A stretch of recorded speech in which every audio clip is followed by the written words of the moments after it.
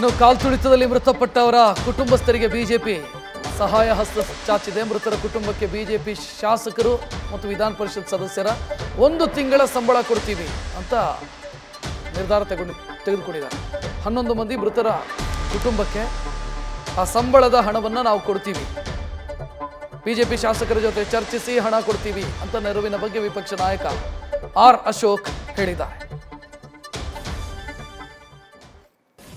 ಶಾಸಕರ ಜೊತೆ ಇವತ್ತು ಚರ್ಚೆ ಮಾಡಿದ್ದೀನಿ.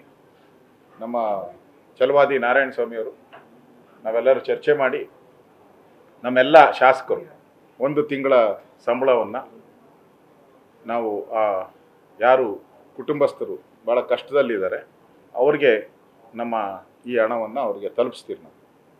ಮತ್ತು ನಾವು ಕೂಡ ಎಲ್ಲಿ ಸಾಧ್ಯವಾದ ಎಲ್ಲ ಕಡೆನೂ ಕೂಡ ಹೋಗಿ ಯಾರ್ಯಾರು ನಮ್ಗೆ ಸಿಗ್ತಾರೋ ಅವರೆಲ್ಲ ಹೋಗಿ ಅವರ ಮನೆಗಳಿಗೆ ಭೇಟಿ ಮಾಡಿ ಸಾಂತ್ವನ ಹೇಳುವಂಥ ಕಾರ್ಯಕ್ರಮವನ್ನು ಕೂಡ ನಾವು ಮಾಡ್ತೀವಿ. MLA MLC 1 ತಿಂಗಳ ಸಂಬಳವನ್ನು ನಾವು ಕೊಡೋದು. ನ್ಯೂಸ್ ಫಸ್ಟ್ ನಿರ್ಭೀತಿಯಿಂದ ನಿಮ್ಮ ಪರವಾಗಿ.